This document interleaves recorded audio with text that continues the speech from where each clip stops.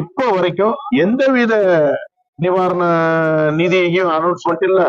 இப்ப நாங்க எல்லாம் சேர்ந்து எல்லாம் முடிவு எடுத்திருக்கோம்னா அவங்க தங்கச்சிக்கு கண்டிப்பாக வேலை வேணும், ஒரு அரசாங்க வேலை. கள்ளக்குறிச்சியில இறந்தவனுக்கே 10 லட்சம் கொடுக்குறாரு, அதே 10 லட்சம் குறைஞ்சதே வீரமரணம் அடைஞ்ச பையனுக்கு கொடுக்கணும். இது ரெண்டு செய்ய தவறுனால் நாளைக்கு இவங்க எல்லாம் மாடுபிடி வீரர்கள், நாளைக்கு இவங்கள மாதிரி சக மாடுபிடி வீரர்கள் அலங்காநல்லூருக்கு வரக்கூடிய சக மாடுபிடி வீரர்கள் இவங்க எல்லாத்தையும் நிப்பாட்டிடுவாங்க. சோ இது யாருக்கு அசிங்கம்?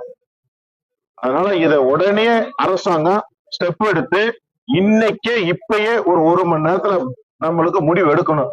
இல்லாவிட்டால் நாங்க பாடியை வாங்குற மாதிரி இல்ல. இது இனிமே வருங்காலங்கள்ல இனிமே ஜல்லிக்கட்டுல இருந்து போராடி இறக்கக்கூடிய அத்தனைக்கும் இது ஒரு வழிகாட்டியா இருக்கணும்.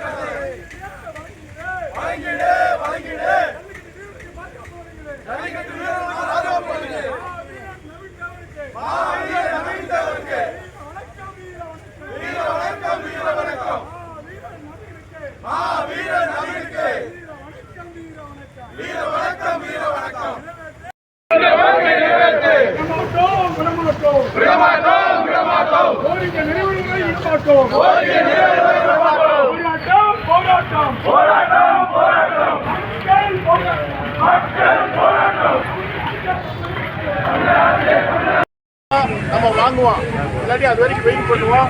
தயவுசெய்து அமைதியா கலந்துக்கலாம். யாரு கள்ளக்குறிச்சியில் இறந்தவனுக்கு 10 லட்சம் அதே 10 லட்சமாக குறைஞ்சது வீரமரணம் கொடுக்கணும். அவர்